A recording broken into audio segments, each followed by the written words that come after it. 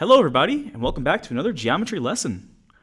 Today we're going to take a look at section 1.3, which is all about the midpoint and distance formulas. That's right folks, we are finally doing more things with numbers here in geometry. And this class in particular is going to be all about two main formulas. Before we can jump into those formulas, we actually need to talk about what a midpoint generally is. So let's say I have a line segment here, and it'll stretch from point A to point B. A midpoint is going to be a spot that cuts that line segment exactly in half, exactly down the middle. So it might be a point right around here. It looks like it's pretty much halfway between A and B. That is what the midpoint generally is. But in definitions, we talk about it a little bit differently. The midpoint of a segment is the point that divides a segment into two congruent segments. So what this means is when we split our line with a midpoint, this side of the line and this side of the line segment are both going to be the same length. Maybe this one is 2 inches, well then this one has to be 2 inches. That's what it means to be split down the middle. Speaking of being split down the middle, that's what the word bisect basically means. To bisect something is to cut in half. So this idea of a midpoint and this idea of bisecting something come into play together because a midpoint bisects a line segment. It cuts it in half. But there are other things that could also cut a line segment in half. Once again, let's say I have line segment AB here. But let's say I don't want to cut it in half with a point. I want to cut it in half with maybe a line. I mean, we would still all agree that line C here certainly seems to go through the middle of that line segment. And if I sort of cover up each half looks to be about the same length too.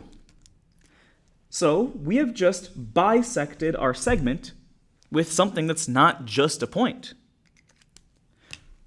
The general term for anything that cuts something in half or cuts a segment in half is a segment bisector. It can be a point, line, ray, segment, or plane. It could be any of those geometric figures that intersects, so it crosses, a segment at its midpoint. So as long as it goes through the midpoint, if I was to draw a little dot here, that would be our midpoint M, then it is a segment bisector. So once again, cuts into congruent pieces. So with this, let's take a look at example 1 at the bottom of the page. Example 1 is asking us to find the length of the indicated segment. In both of these, we are told that the segment is being bisected. So let's take a look at part A. In the diagram below, Q, that's point Q, bisects line segment PR. If PQ is 13, figure out what QR is. Well, remember that when it says bisects, that means that both halves are congruent to each other. So PQ is the same as QR. It's congruent. If PQ is labeled as 13, and this line segment is supposed to be the same as this line segment, well, that sort of means that QR should also be 13. The length of QR, which again, we don't write with a line above it because we're talking about a measurement, equals 13. Similarly, we could take a look at part B. In this diagram, line M is our segment bisector, and it's cutting through line segment AC. In this one, we are told that AC in its entirety is 51. So a lot of times you'll see me mark off an entire segment with this sort of mark. It's a bracket, and it just means that when I'm saying this is 51, I'm referring to the entire thing, not just A to B or B to C. The question it's asking us is to find the length of BC. And once again, so if it's being bisected, we know that line segment AB and line segment BC are going to be congruent. If AC is 51 and it's being bisected, that means it's literally being cut in half. In other words, this half will be half of 51, and this half will be half of 51. If you do your calculator and you take a look at 51 divided by 2, you will get 25.5, and that is the length of BC. So bisecting is a pretty standard thing. It's something that is pretty intuitive to a lot of us. Let's flip the page and take a look at exercise 2 now. In exercise 2, it says, identify the segment bisector. Whenever you see the word identify, it means it wants you to name that segment bisector. Then find the length of the indicated segment. So in this first example, example A, what is bisecting this line segment? Well, it seems like a ray is coming off from the middle of this line segment.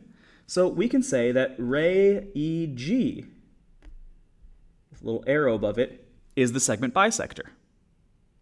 And once again, we have a situation where we're trying to find half of that full line segment, DE. So we just take half of 52. 52 divided by 2 is 26, so the length of DE is 26. Now for part B, we're going to have to do some solving. So I want you to see if you can try this one out. Pause the video and come back in a minute to see how we do it.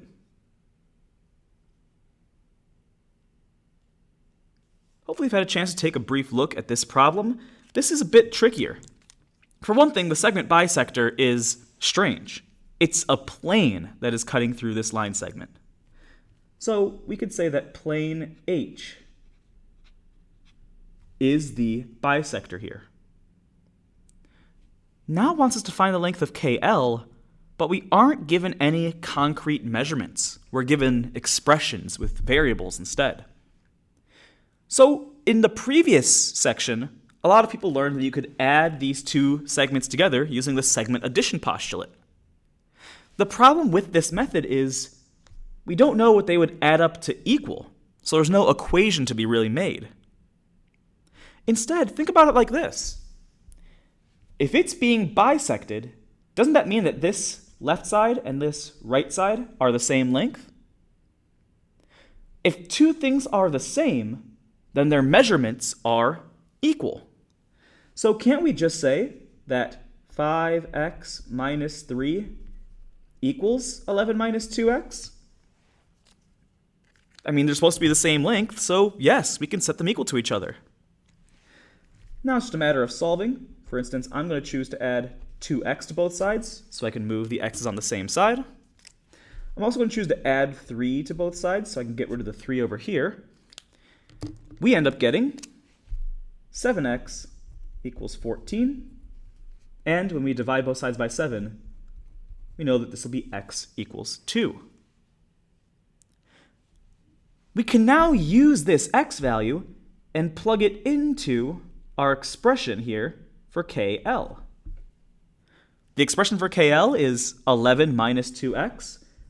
So instead, we can plug in 2 for x, since we found that x equals 2. 2 times 2 is 4, so 11 minus 2 times 2 equals 7. So KL is 7 units long. Very nice.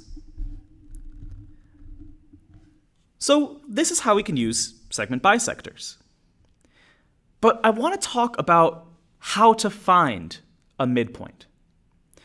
Let's say, for instance, that I want us to attempt to find the middle of a small set of values. Let's say I give you two numbers, and I ask you to find the middle of the two. If I give you the numbers 3 and 7, could you find the middle of those two numbers? Most people could pretty quickly find that middle. A lot of people might be able to identify that the middle is 5. If we were to put this on a number line, for instance, we know that this would go 3, 4, 5, 6, 7. And 5 is exactly halfway between 3 and 7. What if I wanted you to find the middle of the numbers -2 and let's do 8? Well, once again, this one's going to be a little trickier, but a lot of us might have a method for finding the middle. Maybe we're looking at a number line, like the one we did before, and we're just counting towards the middle. -1, 0, 1, 2, 3, 4, 5, 6, 7, 8. And then we can count and see what that middle number would be. Turns out that middle number is going to be 3. But there are some other methods for finding the middle of these two. Other students might have recognized that if you're trying to find the middle of two things, you're really trying to find the average.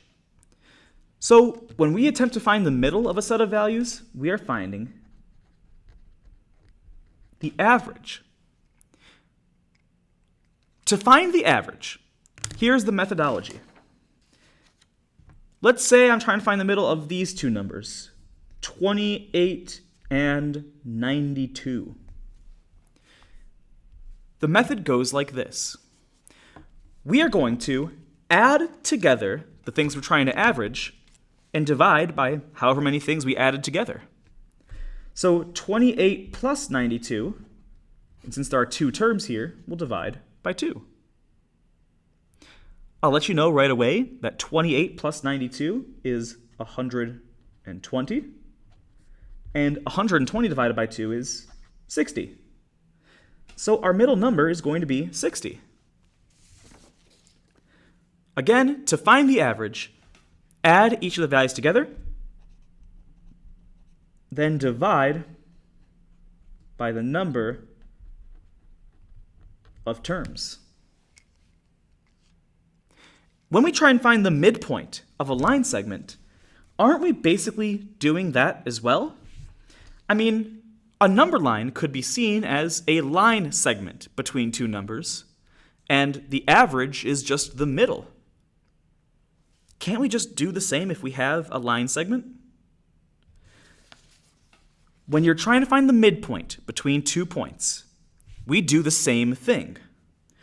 We find the average of our x values, and then we find the average of our y values, and that will give us the midpoint.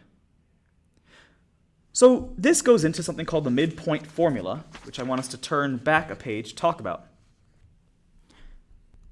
The midpoint formula is a way of always finding that midpoint. It's a formula, after all.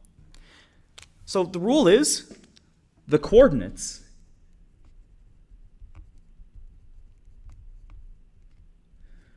of a segment's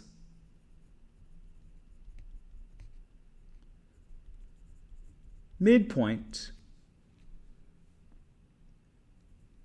are the average x and y coordinates. Let's take a look at an example. Let's say I give you a line segment here where I tell you that the coordinates of A are 1, 1, and the coordinates of B are 3, 5.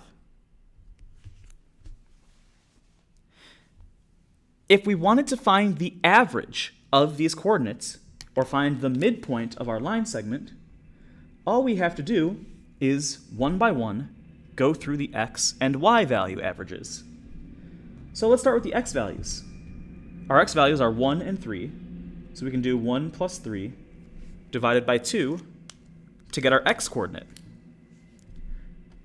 For our y coordinates, we've got 1 and 5, so we can just do 1 plus 5 divided by 2. That means the coordinates of our midpoint are, well, 1 plus 3 is 4, divided by 2 is 2. 1 plus 5 is 6, divided by 2 is 3. So 2, 3 would be the midpoint. This gives us a formula that we can use to solve for any midpoint.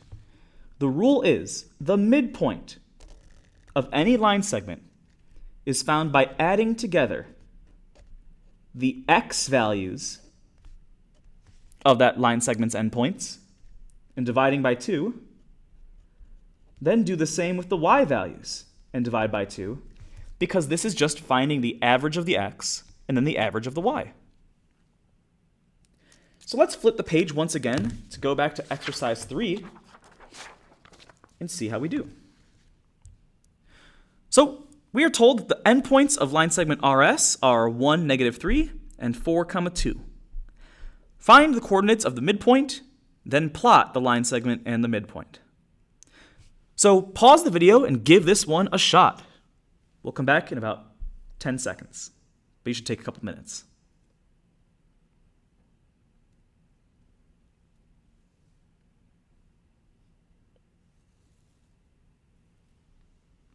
All right.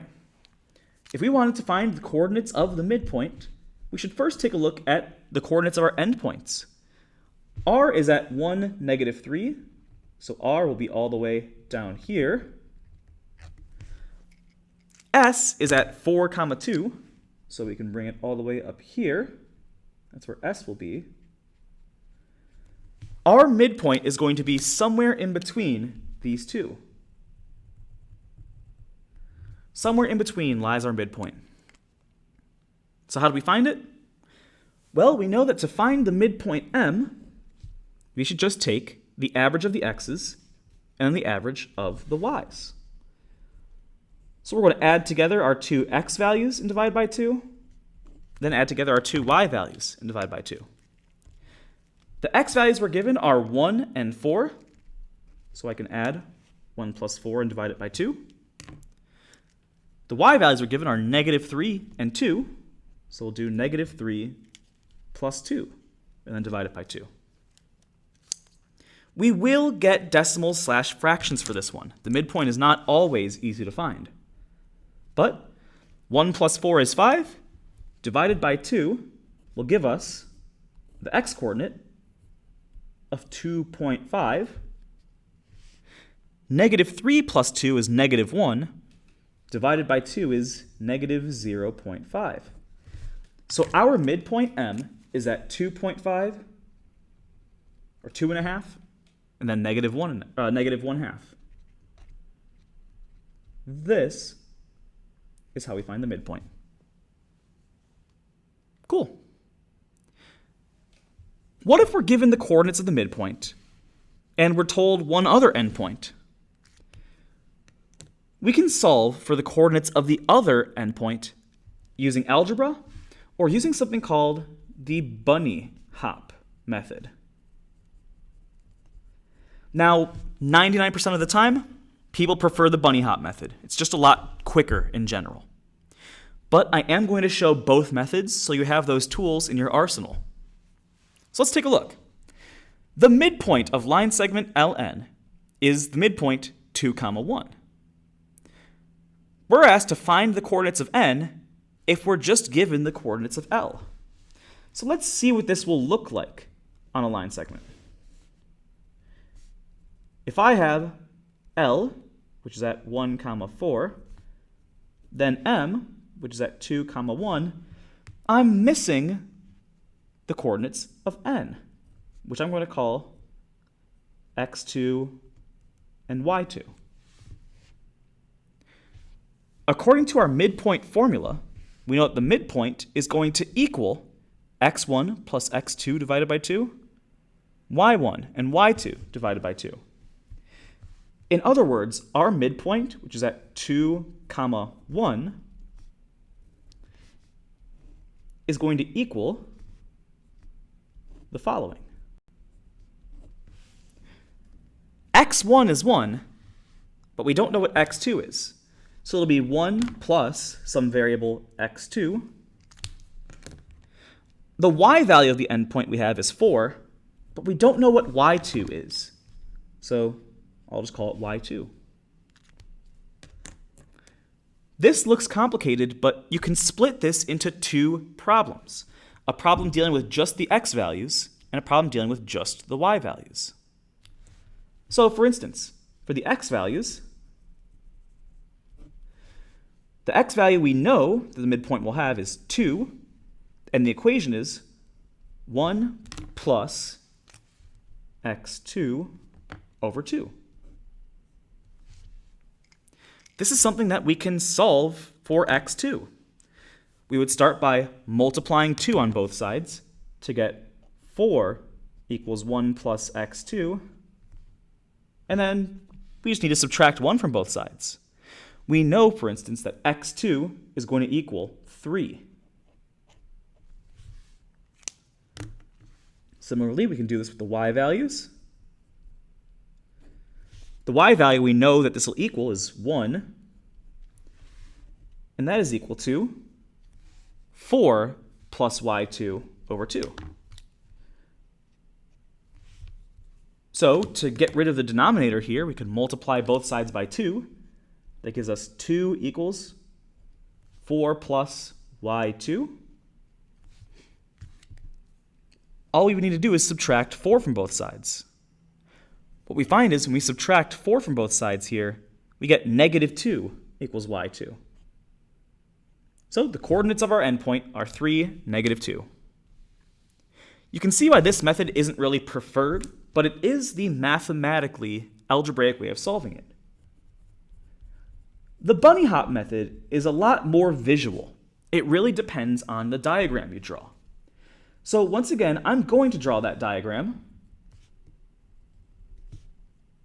Oops, I forgot to draw the bisectors. Whenever you draw a midpoint, you want to draw the bisectors to show that it's actually a midpoint, that it's cut in half. So once again, we're told that L is at 1, 4. We are told that M is at 2, 1, and we don't know what N is.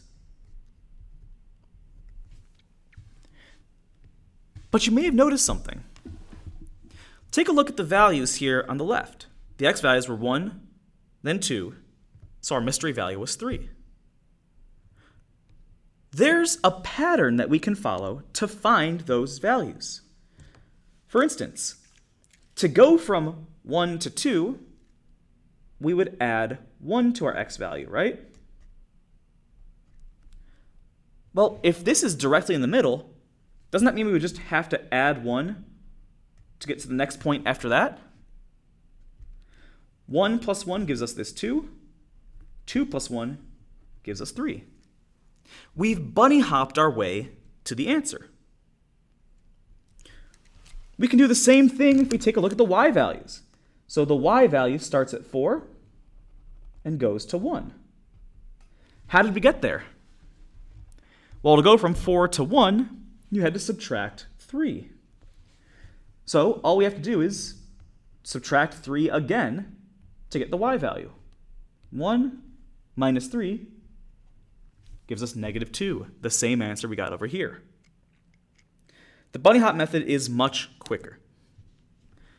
So, as we flip the page, I've set out a couple of different types of problems for you here. The top problems here ask us to find the midpoint. That means we want to use the midpoint formula, the average of the x's and the average of the y's. Down here, I've given you one of the endpoints. You need to find the other. This is where we could use that bunny hop method. So here's what I want you to do. I want you to pause the video, try all 6 of these problems, and just be extra careful with these bottom 3 and how we draw the diagram. Pause the video now, and we'll see the answers in just a moment.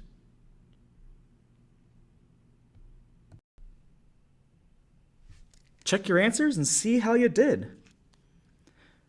With the endpoint problems, I sort of drew out a diagram of how these would look. Just bear in mind that the order might matter. For instance, in problem D, line segment YZ has the endpoint Z and M. So if you wanted to find the endpoint Y, keep in mind that you might be going backwards a little bit. Like 0 to 3 is adding 3. You can add 3 again to get 6. Or you might have drawn your line segment flipped around, and that's also totally fine. You would still get the same answer. All right, that is how we use our endpoints. Now, we're going to talk and shift gears into something a little bit different. Deriving an equation. Deriving an equation is an important skill to learn. You learned a little bit of it in Algebra 1, but we didn't really call it deriving back then. It basically means to make an equation using a different known fact. So the reason why we do this is because we can make sense of complicated formulas. So here's the deal. I've set up a little bit of an exploration. Our goal in this exploration, no matter what, is to find the distance, or the length, between A and B. So our final goal is going to be, for this line segment here, we want to create a formula that can tell us the distance of that line segment. However, it's sort of a steep task. So instead, we're going to start off with a familiar example. We'll use this to sort of make our findings.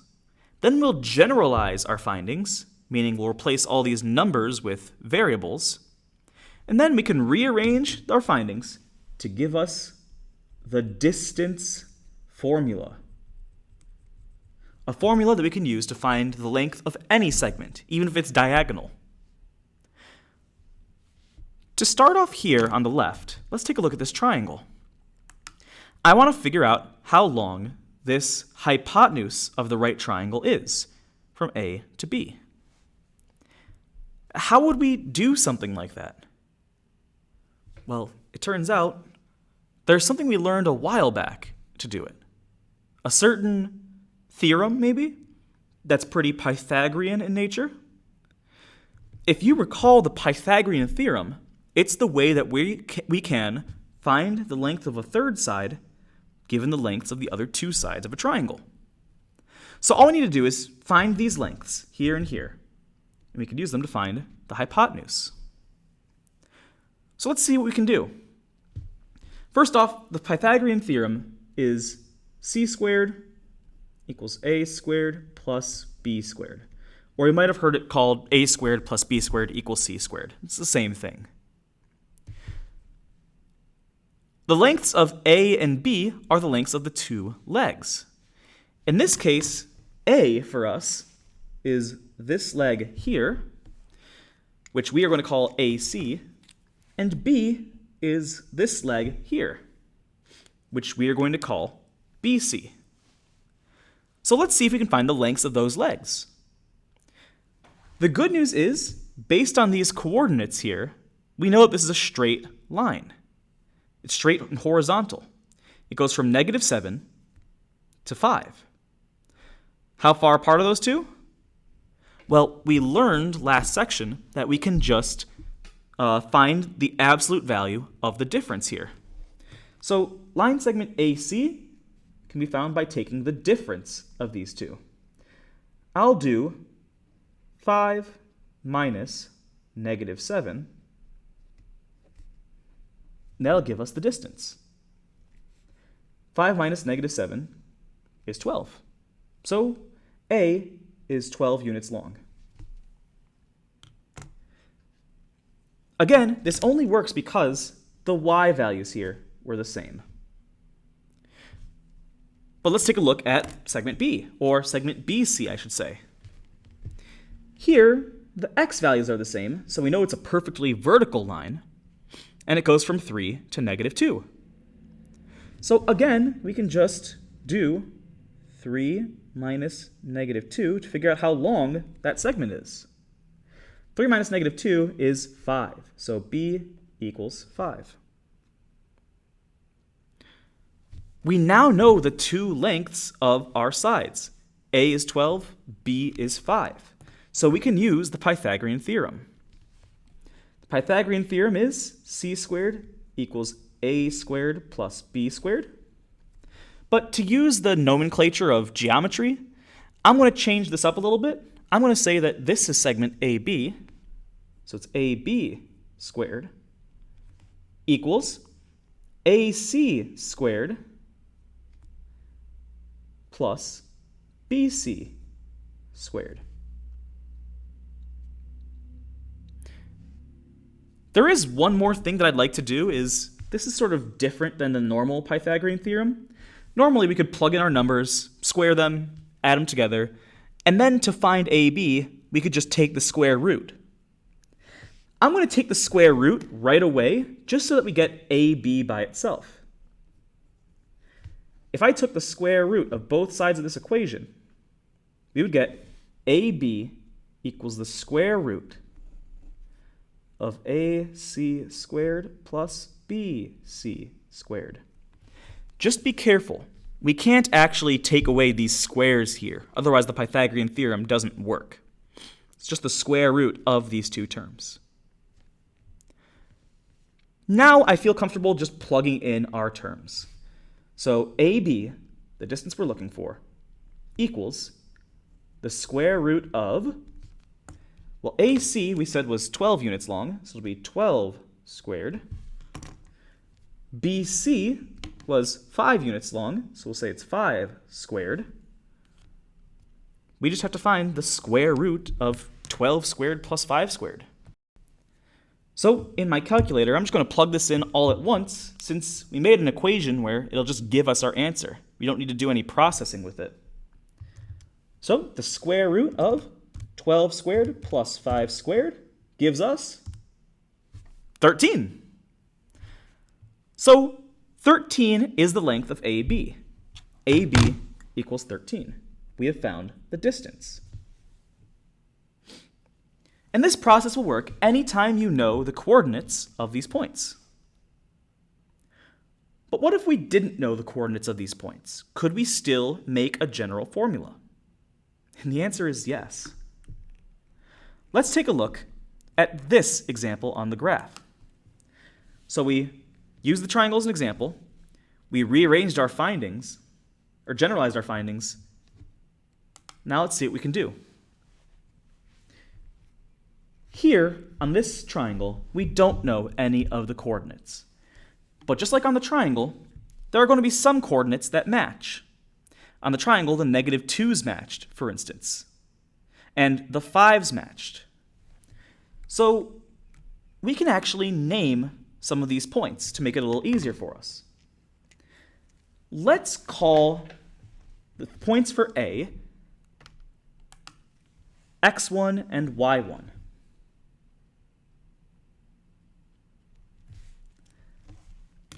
Let's call the points for B x2 and y2.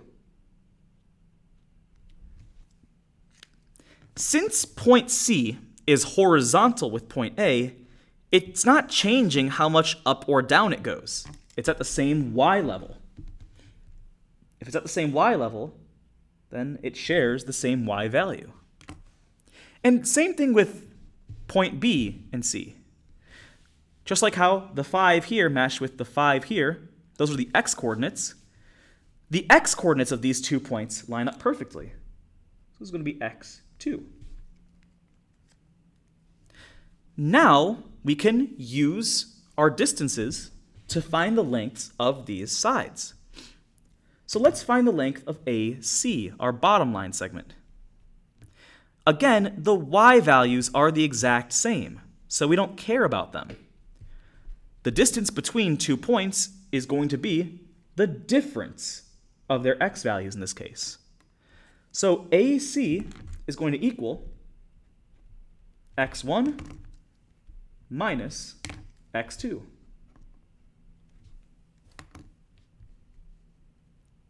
Similarly, for BC, this line segment, the length of it is going to be the difference of the y values, y2 minus y1.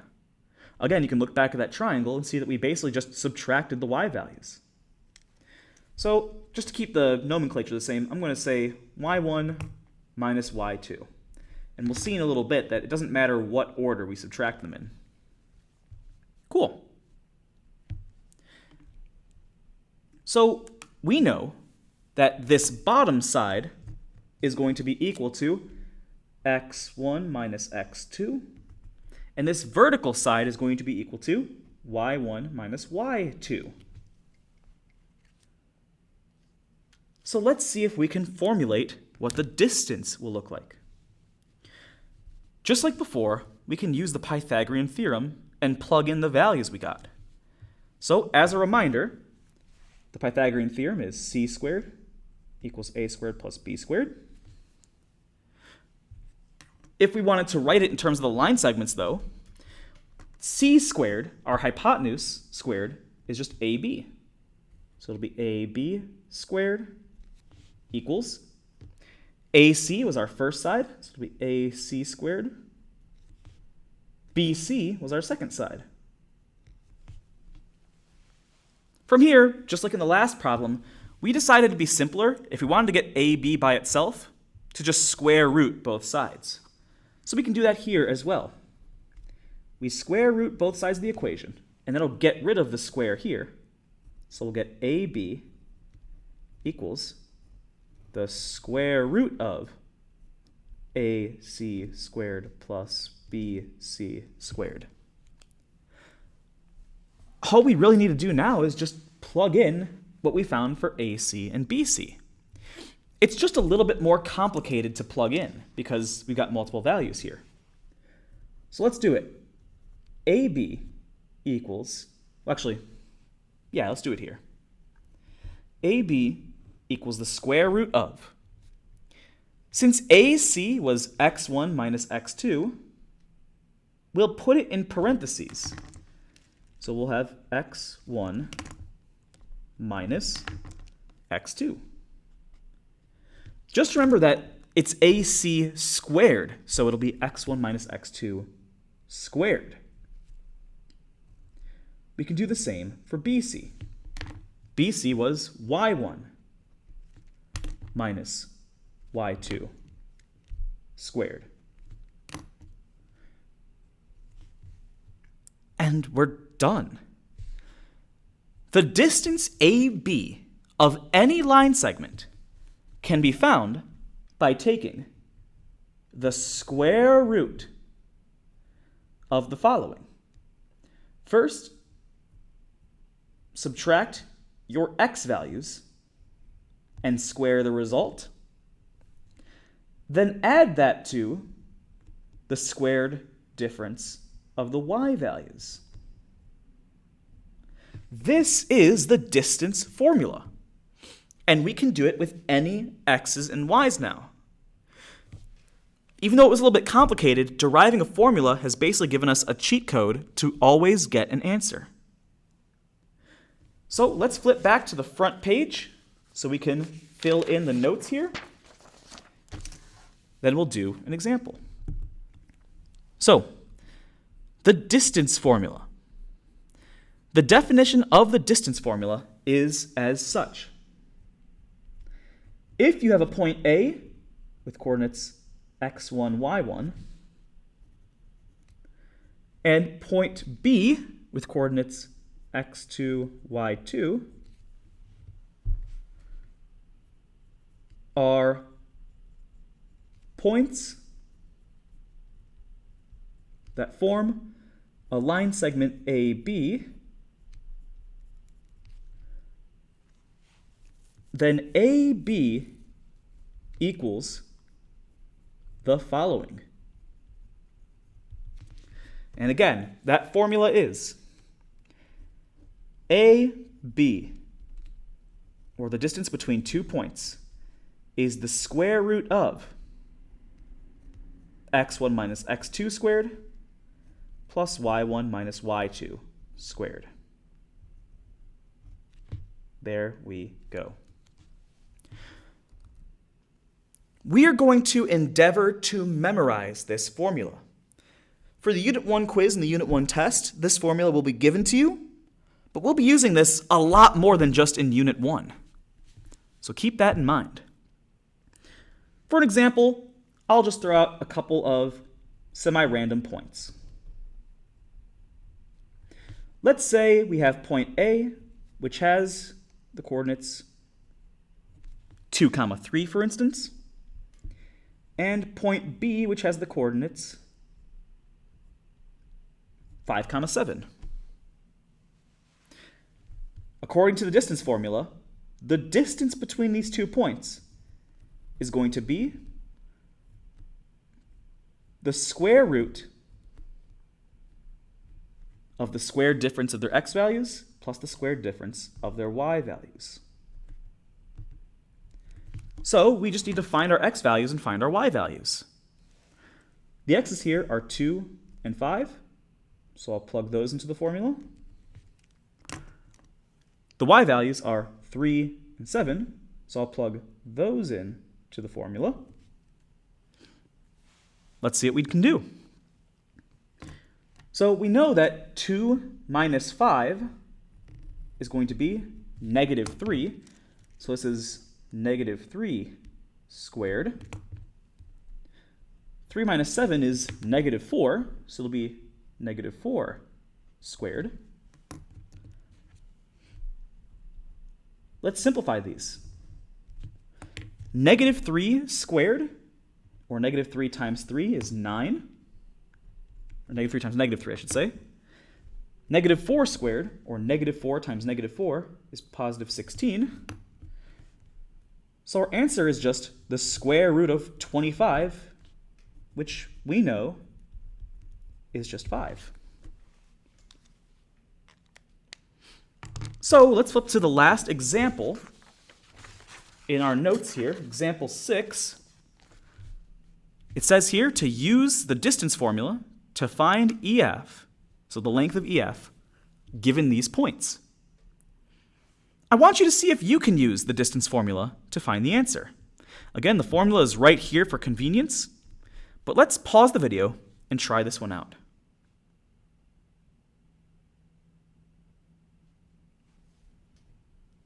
Hopefully you've had a second to give this one a shot. The formula says EF is going to be the square root of the squared differences of the x and y values. So we just got to plug in our x's and y's. x1, I'll say, is 11. x2 is 2. Another fun thing is, it doesn't matter the order you do this in. I could have put the 2 first, and it would still work out the exact same. Negative 3 is my first y value, and 8 is my second y value. So we just need to calculate this out. So let's see. 11 minus 2 will give us 9. So this is 9 squared. Negative 3 minus 8 is negative 11. So this will be negative 11 squared. Well, 9 squared is 81. And negative 11 squared is the same as positive 11 squared, which is 121. So the distance between E and F is the square root of 202. If you wanted to plug this in your calculator, you will not get an exact answer. However, you can approximate it as a decimal. We end up getting that EF is around 14.21. In this section, I'm okay with you keeping your answer as a radical. I'm okay with keeping your answer as a decimal. But in future units, we're going to learn how to simplify these radicals, how to turn it into a simplified root. With that said, everybody, thank you so much for listening, and I hope you have a fantastic rest of your day.